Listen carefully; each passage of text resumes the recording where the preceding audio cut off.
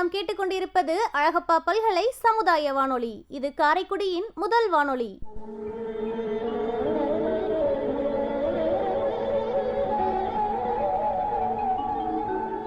கோடி கொடுத்த கொடைஞன் குடியிருந்த வீடும் கொடுத்த விடுச்செல்வன்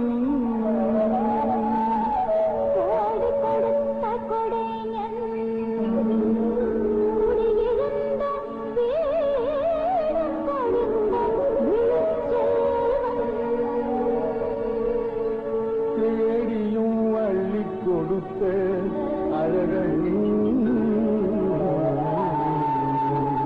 அறிவூட்டும் வெள்ளி விளக்கே விளக்கு. இந்திய அரசு அறிவியல் தொழில்நுட்பத்துறையின் விக்யான் பிரசார் மற்றும் காரைக்குடி அழகப்பா பல்கலைக்கழகம் இணைந்து வழங்கும் அறிவியல் பாலம் புதிய தொடர் நிகழ்ச்சி அனுபவ் திட்டத்தின் பரவலாக்கம். ஆக்கம் ஊக்கம் வழிகாட்டல் டாக்டர் ஆர் ஸ்ரீதர். வடிவமைப்பு செயலாக்கம் காரைக்குடி அழகப்பா பல்கலைக்கழகத்தின் டீன் டாக்டர் KR முருகன். நிகழ்ச்சி ஒருங்கிணைப்பு சமுதாய வானொலி இயக்குனர் டாக்டர் S ராஜாராம். தயாரிப்பு குழு RJ Kamatchi, RJ PL Kaverimaniyan, RJ V Michael திபோன். அறிவியல் பாலம் தொடரில் அறிவியல் ஆளுமை. அழகப்பா பல்கலைக்கழகத்தின் கடலியல் மற்றும் கடலோரத்துறையின் துறை தலைவர் டாக்டர் C ஸ்டெல்லா அவர்களுடன் ஒரு சந்தித்து உரையாடுபவர் டாக்டர் KR முருகன்.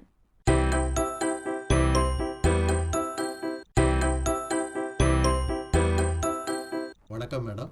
இப்போ உங்களுடைய துறையின் கீழ் பணிபுரியும் பேராசிரியர்களாக இருக்கட்டும், இல்லை மற்றும் ஆராய்ச்சி மாணவர்களாக நிறைய PhDஸ்லாம் பண்ணுறாங்க.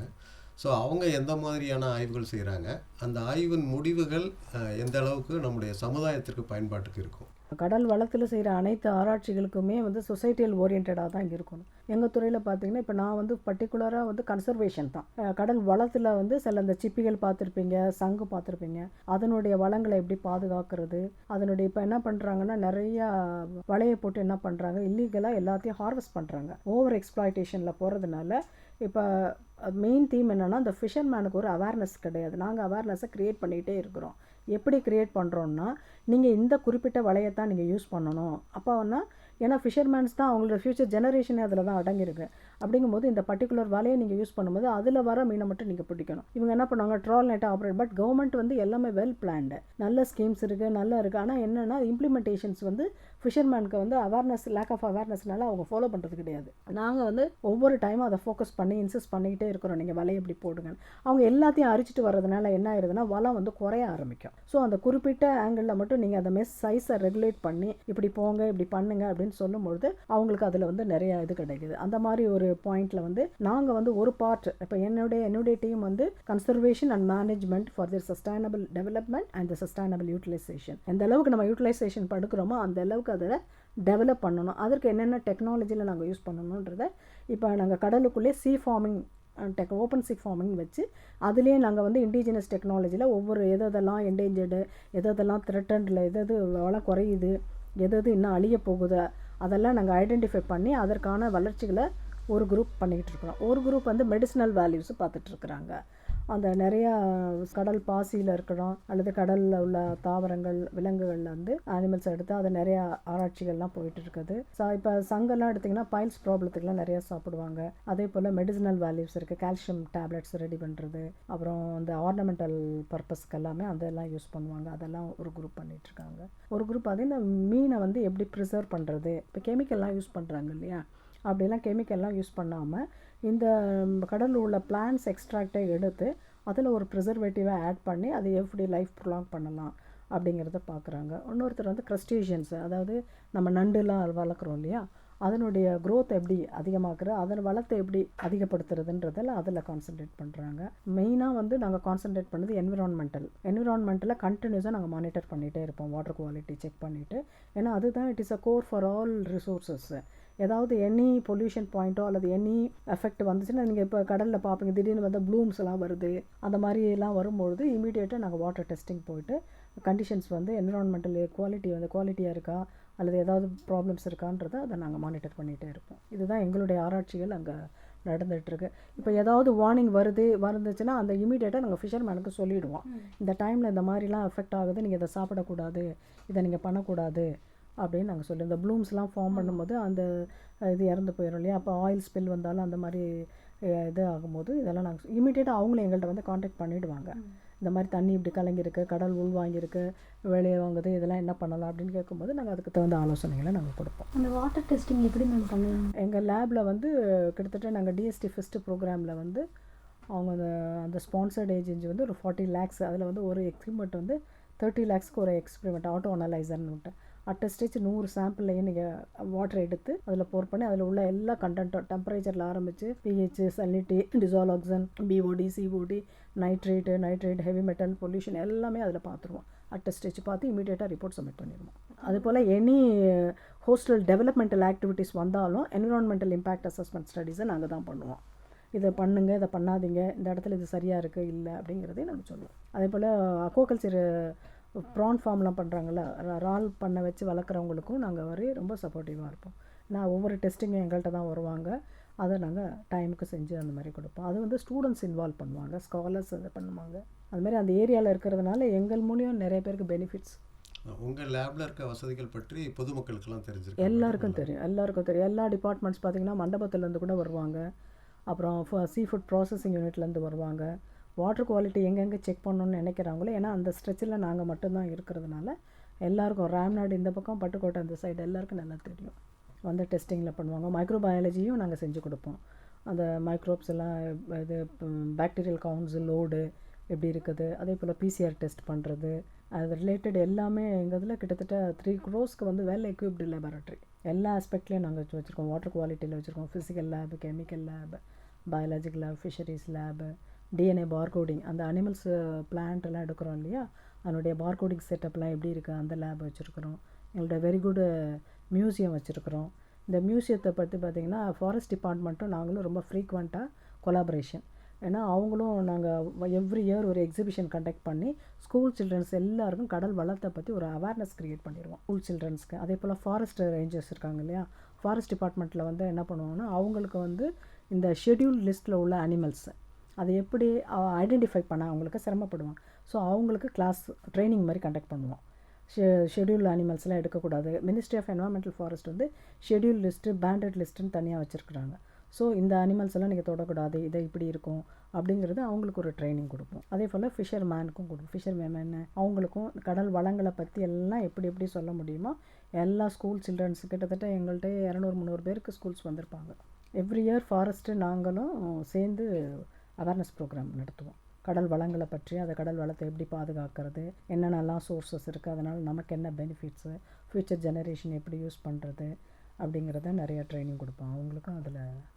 அதனால தான் எங்களுக்கு மெரைன் பயாலஜி இன்டகிரேட்டடில் ஃபுல் ஸ்ட்ரென்த் எவ்ரி இயர் வந்து எங்களுக்கு ஃபுல் ஸ்ட்ரென்த்து போயிட்டுருக்கு. கிட்டத்தட்ட 160 ஸ்டூடெண்ட்ஸ் வந்து மெரைன் பயாலஜியில் மட்டும் படிக்கிறாங்க. இப்போ மெரைன் பயாலஜி பொறுத்த வரைக்கும் ஐம் சாட்டிஸ்ஃபைடு. ஏன்னா ஃபுல்லி நம்ம ஸ்டூடெண்ட்ஸ் தான். +2லேருந்து நாங்கள் மியூசியம்லாம் பார்க்குறதுனால எல்லாம் அந்த ஒரு அவேர்னஸ் எங்கள் இன்னர் அரௌண்டு தொண்டி தான். இன்றைக்கி எல்லா அட்மிஷன்ஸும் அவங்க தான். ஏன்னா எல்லாமே காரங்காடு ஒரு வில்லேஜ், அந்த நெட்டே இருக்காது. அங்கேருந்து எங்கள்கிட்ட வந்து 6 பிள்ளைங்க படிக்கிறாங்க. ஃபிஷர்மேன் கம்யூனிட்டிஸ்லேருந்து நிறையா. நம்ம கழப்பா யூனிவர்சிட்டி அவங்களுக்குன்னு ஒரு ஸ்பெஷல் க்ரைட்டீரியாவே கொடுத்துருக்காங்க. 5% மார்க் வந்து ராம்நாட் டிஸ்ட்ரிக்ட் சிவகங்கை பிள்ளைங்க. அவங்க 60% 50% இருந்துச்சுன்னா கூட கொடுக்குறாங்க. ஸோ எவ்ரி இயர் நாங்கள் we are conducting the training programmes. Every year நாங்கள் we are conducting the training program to motivate the student. ஏன்னா என்ன மாதிரி ட்ரைனிங் ப்ரோக்ராம்னா இந்த அது சிவி ட்ரைனிங் ப்ரோக்ராம்ஸ் அதை கண்டக்ட் பண்ணி அதன் மூலியம் ஸ்டூடெண்ட்ஸ்க்கு வந்து ஒரு அவேர்னஸ் க்ரியேட் பண்ணலாம். எப்படி இதை செஞ்சால் எப்படி நம்ம இன்கம் ஜெனரேட் பண்ணுறது அந்த மாதிரி சொல்லிக் கொடுப்போம். இன்னொன்று ஃபீல்டுக்கெல்லாம் கூட்டிகிட்டு போயிட்டு எல்லா இடத்தையும் நாங்கள் காமிக்கும் போதும் அதர் இன்ஸ்டியூஷனுக்கு கூட்டிகிட்டு போவோம். இப்போ என்ஐஓடி, மண்டபம், சிஎம்எஃப்ஆர்ஐ, சிஎஸ்எம்சிஆர்ஐ, நிறைய இன்ஸ்டியூஷன்ஸ் போகும்போது அங்கே கடல் சார்ந்த துறையில் இவ்வளோ ஆராய்ச்சிகள் இருக்கிறதா, இவ்வளோ இன்ஃபர்மேஷன்ஸ் இருக்கிறதா, இதை படித்தா நமக்கு வேலையெல்லாம் கிடைக்குமே அப்படிங்கிறத வந்து டைரெக்டாகவே ஃபீல்டில் காமிக்கிறதுனால அவங்களுக்கு இன்னும் அவங்க போய் மற்ற ஸ்டூடெண்ட்ஸ்கிட்ட சொல்லும்போது எவ்ரி இயர் வந்து எங்களுக்கு அட்மிஷன்ஸ் வர்றதுக்கு அதிகமான வாய்ப்புகள் இருக்குது. அதையும் தாண்டி ஒவ்வொரு ட்ரைனிங்கெல்லாம் நாங்கள் ஃபீல்டில் வச்சு போட்டில் கூட்டிகிட்டு போய் அந்த நாங்கள் கிளாஸ் எடுப்போம்.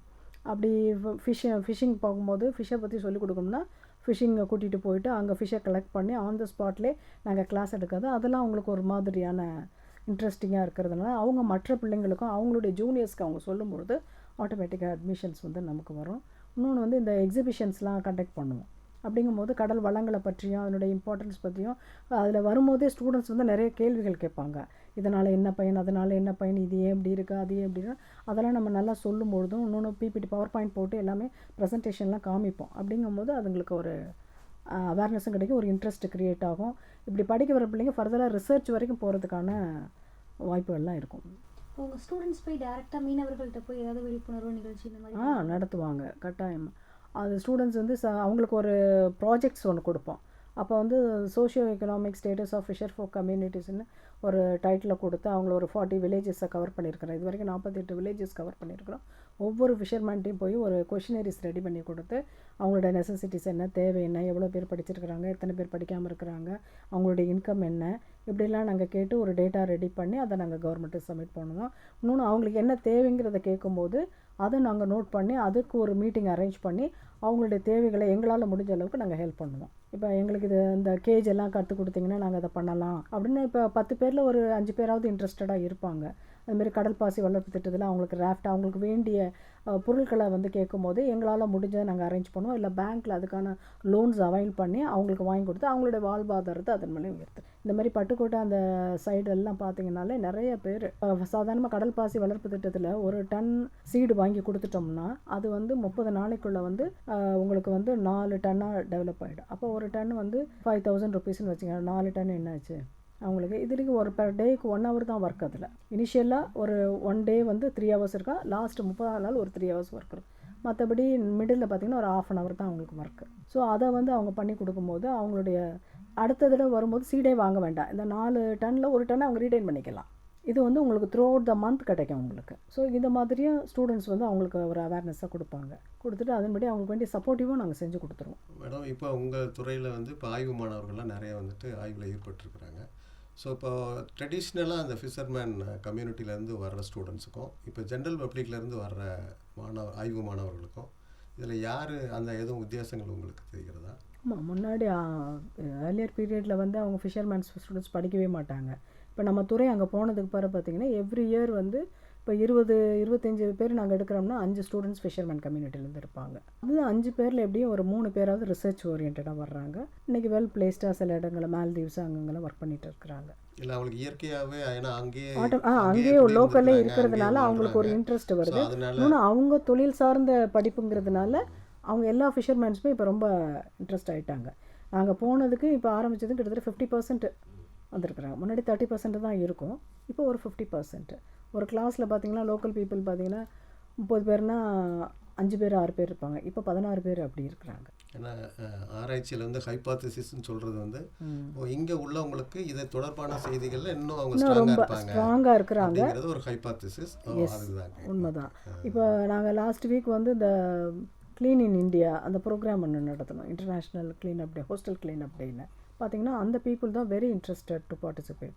ஏன்னா அவங்க கோஸ்டலில் வர்றாங்க, அவங்க பிள்ளைங்க எங்கள்கிட்ட 16 பேர் படிக்கிறாங்க. ஸோ அவங்க they are taking the responsibility for all aspect. அப்படிங்கும்போது நமக்கு கொஞ்சம் சந்தோஷமாக இருக்குது. அதை அவங்களே சொல்கிறாங்க, நாங்கள் வந்துட்டோம்னா இனி எங்கள் கடற்கரையை நாங்களே தூய்மையாக வச்சுக்கிடுவோம், எங்கள் பேரண்ட்டை நாங்களே சொல்லுவோம், இதெல்லாம் செய்யாதீங்க, அதெல்லாம் பண்ணாதீங்க, பிளாஸ்டிக்லாம் போடக்கூடாதுன்னு நாங்களே சொல்லுவோம் மேடம், நாங்களே பாதுகாத்துக்கிறோம் மேடம் போது உண்மையாகவே ரொம்ப சந்தோஷமான விஷயமா இருந்துச்சு நமக்கு. இப்படி ஒவ்வொரு ஸ்ட்ரெச்லேயுமே ஒரு 5 பிள்ளைங்க 10 பிள்ளைங்க படித்தாலே நமக்கு ஹோஸ்டல் வந்து பாதுகாக்கப்படும், கடல் வளங்களை பாதுகாக்கலாம். ஆரம்பத்தில் நான் முன்மாதிரியாக செஞ்சோம்னா அவங்க அதை ஃபாலோ பண்ணிட்டாங்கன்னா நமக்கு இல்லை அவங்களே தே ஆர் வாலண்டியராக வந்து அதை சொல்லும்போது நமக்கு உண்மையாலே, ஏன்னா இன்றைக்கி 4th இயரில் இருக்கிறாங்க அந்த பசங்க, இன்டகிரேட்டட் 4th இயரில் படிக்கும்போது அவங்களுக்கு அவ்வளோ ஒரு இன்ட்ரெஸ்ட்டு. மேடம், அனுபவ நிகழ்ச்சியில் கலந்து கொண்டு உங்களுடைய அனுபவங்களை எங்களுடைய அழகப்பா சமுதாய வானொலி நேயர்களுக்காக பகிர்ந்து கொண்டமைக்கு மிக்க நன்றி மேடம். நன்றி சார். நேயர்கள் இதுவரை கேட்டது அழகப்பா பல்கலைக்கழகத்தின் கடலியல் மற்றும் கடலோரத்துறையின் துறை தலைவர் டாக்டர் சி ஸ்டெல்லா அவர்களுடன் ஒரு சந்தித்து உரையாடுபவர் டாக்டர் KR முருகன்.